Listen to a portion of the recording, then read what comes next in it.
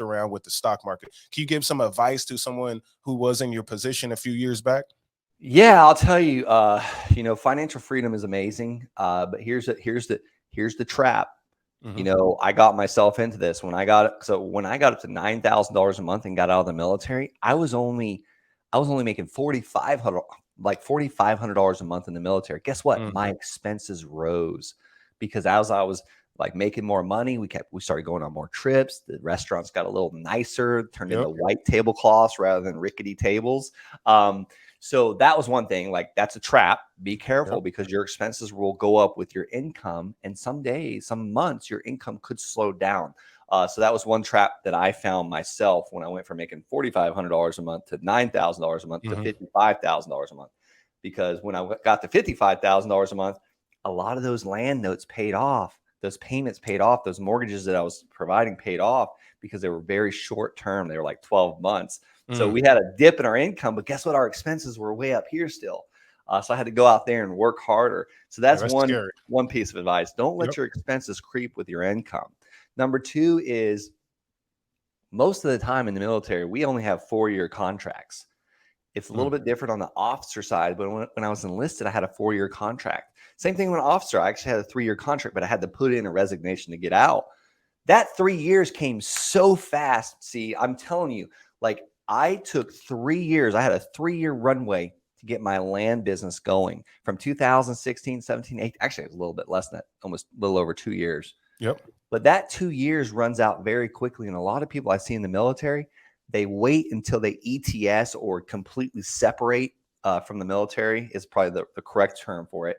When they completely separate to start their second career. I say, why wait? Start now. Start making those decisions now.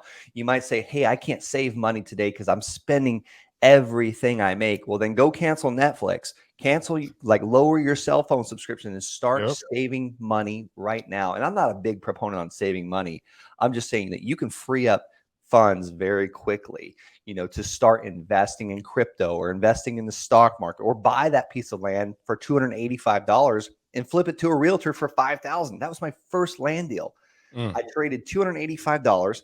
I was scared to death. I had no clue what I was doing. I started calling realtors. Thank God the first one I called wanted to buy it from me. Wow. Yeah, you put yourself in a situation.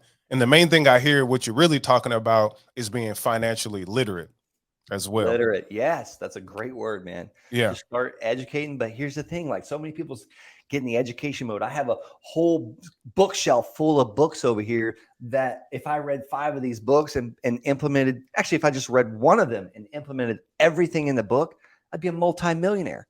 And real estate has allowed me to become a multimillionaire. But most of the time, people just read the book and they put it down if they get through the whole thing, or they listen to your Passive Income Network podcast. And you have gold every time you do one of these interviews. There's pure gold nuggets. And guess what? Like, most people will listen and then they'll listen again next week when another one comes out. You have to take the second to write down the gold nugget, and then the next step to take the time to implement it, whether it be right now or you time block in your calendar for this evening when you put the kids to bed. Like, me and my wife to write letters in our basement when we put our newborn down. So you just got to, like, knowledge is power, but not really. You have to implement that knowledge. Applied knowledge. Time to do it. Yeah, applied knowledge. You got to apply that knowledge. And if you don't have time to do it, find someone else that will apply it. We've got Upwork.com, virtual assistants. Like I have a virtual assistant that's got her master's. I'm like, I barely graduated high school. That's a steal right there. Easy. Okay. One more advice before we start to close out. Vacant lots again. Can you just throw a pointer out there of something that you experienced that you had to get overcome throughout a process of buying a lot or selling a lot?